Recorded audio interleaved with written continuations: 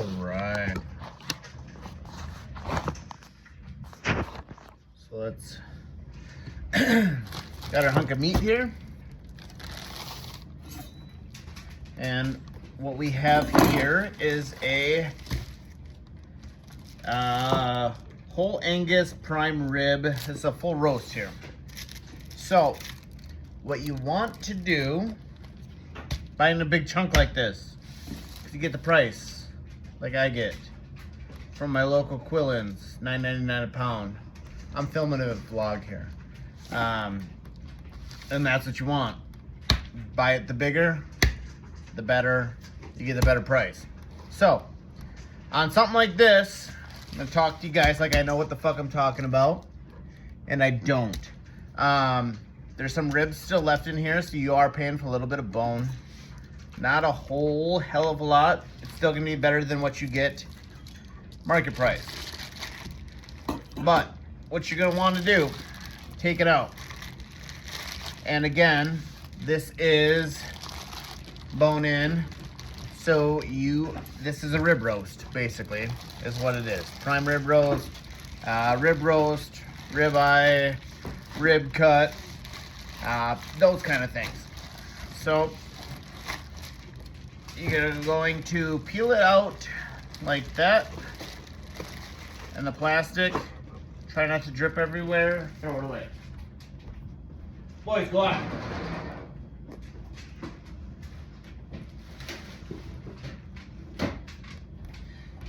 And then you're gonna wanna get your best knife. And everyone asks me, you know, Butcher T, what do you do for cuts, right? And I say, get your best cutting board that you have. If you don't have a great one, anyone will do. And your big knife. Boys, come here. That's what you need. So you kind of feel around, figure out, so I know this is a rib, this is a rib. I'm going down further here. And so after the first rib would be when your prime rib would be. So if you're feeding, you know, 4 people, you could start right here, hunk this chunk off right here, and make a very good prime rib roast. And that's any sort of prime rib where you're, you know, cutting it after the cook kind of thing into steaks. What I'm doing is I'm cutting this whole prime rib into ribeyes. So I know where my first steak starts, and that's at this first rib. And so if you can kind of see, I'm not sure if the video is showing it, but you can kind of see these humps here. And so what I'm going to do is start at the first hump or at that first rib and try to cut as square of a steak as I can. And you see me kind of sawing. It's easier to do on something this size if you are a little bit frozen, if your rib roast is a little bit frozen. And so you kind of peel away there. And I'm trying not to cut my counters because my cutting board is a little bit smaller than my counter, so I'm kind of pulling away as I cut.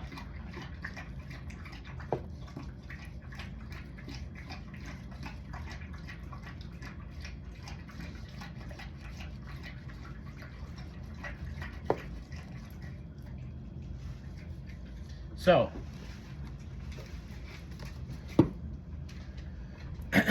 again, once we kind of tidy this up here, you can kind of see on this side of the screen here that what you have left is a nice ribeye steak, and we will wrap that up.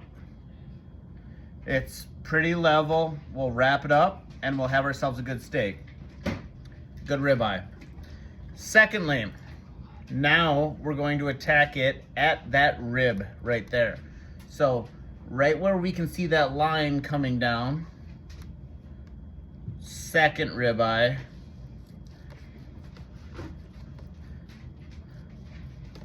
Again, I'm not as frozen as I would like to be.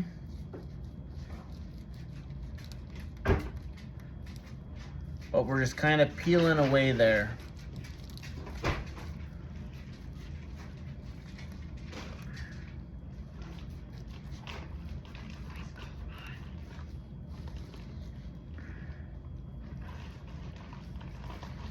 And I won't keep you for the whole video for me butchering this whole thing, but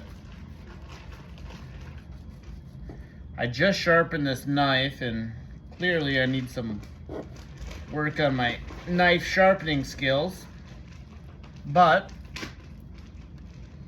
what you have here is another ribeye, and that's pretty uniform.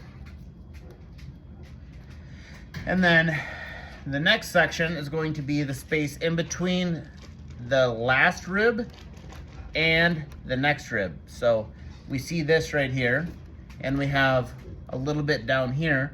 So we're going to take our knife, score to give us some guidelines. And again, we're doing about 3/4 of an inch cuts here. So we just kind of follow those guidelines. 3/4 inch cut in between ribs. Ribs is going to be, again, right here, which is about half of what we already have. So another 3/4 inch steak, and we're just gonna keep working our way down. If we wanna keep that prime rib roast for a celebration or however, that's what we're gonna do. So, thanks for watching. T out.